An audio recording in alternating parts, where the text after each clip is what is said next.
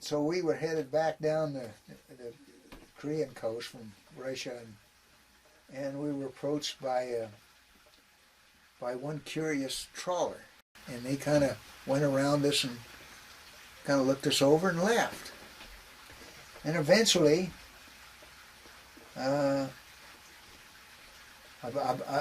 time is so hard for me, but it was either several hours later or something. One of the patrol boats come out and they circled around us, and then they left and come back with two more patrol boats. So we had 2 sub chasers, 3 torpedo boats, and later 3 MiGs that would pass over us. And when they come out, the first thing they did was they asked our identity. And Commander Bucher says, "We are Americans," and he hoisted the flag. And he says, "What are your intentions?" "Oh, we're departing. We are departing this area." And so Commander ordered that all engines ahead full, and we would depart the area immediately. They were kind of hostile to us. Well, they ordered that they heave ho or we'll fire. They doing all this by signal flags. And Commander Bucher didn't order stop, so they fired on the bridge with 50 calibers first. Wow. And they shot them all up and hit. Commander Bucher was hit by shrapnel, and everybody laid low, and Commander said, "Nobody on top. They must not know how many people I have on board. Nobody up. Of course, we'd already went to general quarters, and all people remain at their battle stations." And he had shut down there for just briefly, and he ordered, he says, "Order destruction of classified material." Well, of course, there was a lot of feedback on that. From what I understand, is that how do we destroy this much material? Some say that there was over 1.5 tons paperwork alone that was top secret. That actually was, some of it was like for the eyes of the president. Wow. Oh. And there was all this kind of stuff that was on there anyway, and so they didn't know how to get rid of it. All they had is one burn barrel and one little shredder. Yeah. So they took the axes and started smashing the equipment. In the meantime, they started hauling all the classified material out into the hallway and setting it on fire. And this hallway is still a contained hallway. It's still inside the ship. Mm-hmm. And at least it was out of the line of bullets.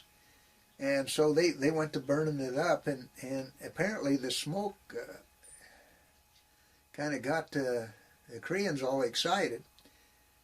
And and in the meantime, we were on the move again, and the Koreans ordered that we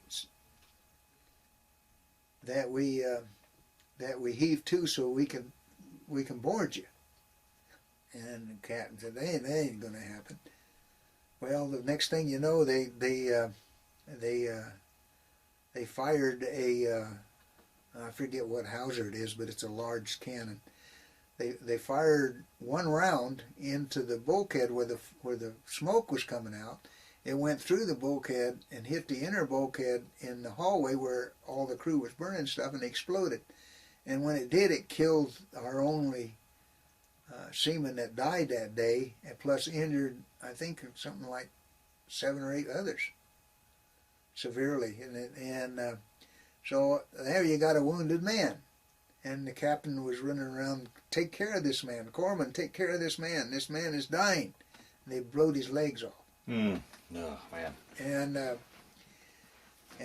Hodges was his name, Dwayne Hodges. He was a very well-liked fireman who was doing his job. So anyway, they fired on that, and Commander Bucher put Chief Warrant Officer Lacey in charge of operating the ship because he was injured, so he could get around and see all these things that were going on and what happened and what to do. And he says, "You got all that equipment destroyed yet?" "No, we never destroyed the equipment." "Well, throw it over the side, do something with it, get it, do it, you know." And it get like panic, you know. Yeah, I mean, yeah. you don't know what to do. Right. And so anyway, he says, "Well," he says, I got no other choice." He says, he asked, I'm not sure which one, whether it was Lacey or Chief Warrant Officer Lacey or another officer, what chances we would have if we scuttled the ship. How long would it take for the crew to die? Now, remember, it's 5 degrees. Yeah. It's right. January. I forgot to say it. This is January the 23rd Right. in '68. And it's 5 degrees.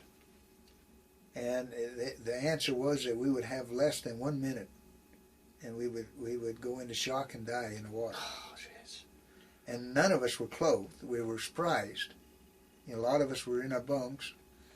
My actual duty station was that I was up there. I was on the quarter deck until about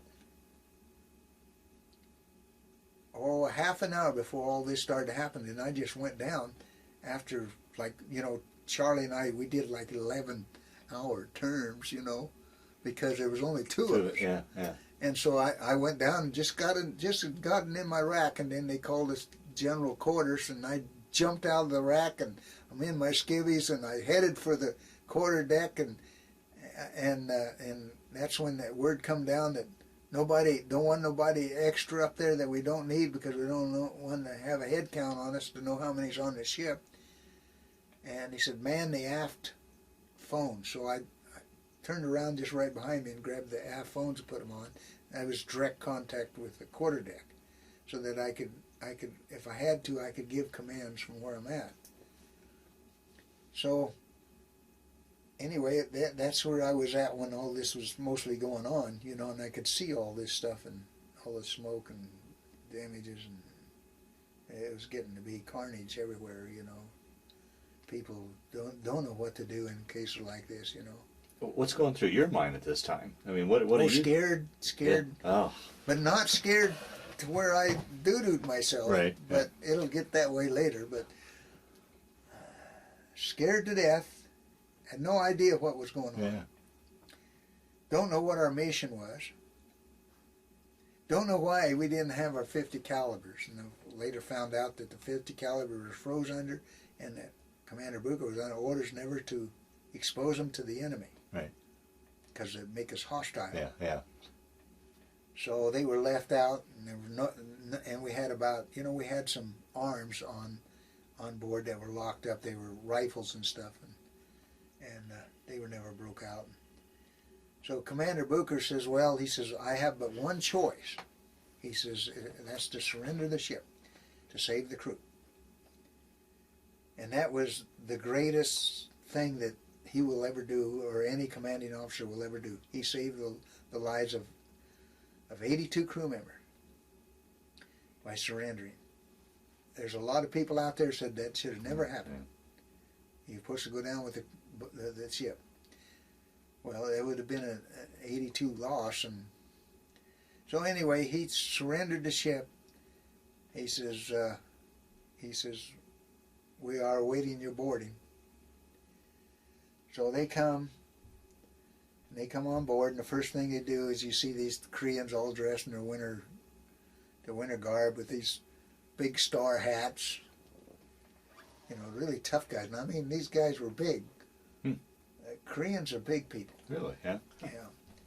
And they come on board, and they started knocking you all around with the guns and kicking you, and they know every type of karate and combat. They were hand-picked people, you know, to do this. I mean, apparently this was kind of a planned thing. Oh, really? Yeah, it wasn't an accident. It was actually a planned thing, and they decided that they would take it out on some of us. What I later understood, and everybody's thinking, is because of the failure of the White House raid. That was the raid on the North Koreans tried to do on South Korean's president and tried to assassinate him, and it failed, and they got all captured, and down to the last two. They were all killed except for two of them, and that had failed, and they were getting ready, and Vietnam was getting ready for the Tek offensive, and there was a lot of word about stirring up some trouble. Yeah. So I think that's why they probably came out to grab us, but there's a lot of different reasons it could have been. But anyway, they come on board, and they started kicking us around and knock us in every which direction. They liked the fists and the feet. And finally, they got us all rounded up and put us in corners and tied us all up. And they blindfolded us and tied our hands and led us all up on the deck and threw us in a big pile. You got to remember, there's ice all over on the deck and everything, and we're all halfway clothed. Hands and any bare legs or anything, or feet that was exposed, just froze to the deck. Ugh. So it took a while. They kept us in that situation for probably 2 hours while a pilot come on board and got with Goldman, who run the engines, and I believe Charlie Law, who did the steering, and they steered it into Wonsan Harbor. And once we got into Wonsan Harbor, then they moored and they lined us all up and escorted us off the ship blindfolded again, hands tied behind our back, kicking us all the way down. And at the bottom was what they call a gauntlet. It was composed of military and civilians, people who could spit, throw, kick, whatever else you could do all the way through. And they worked us on over to a bus, and these buses were all prepared. They had planks over the windows so that you couldn't see out and people couldn't see in, and they put us in there.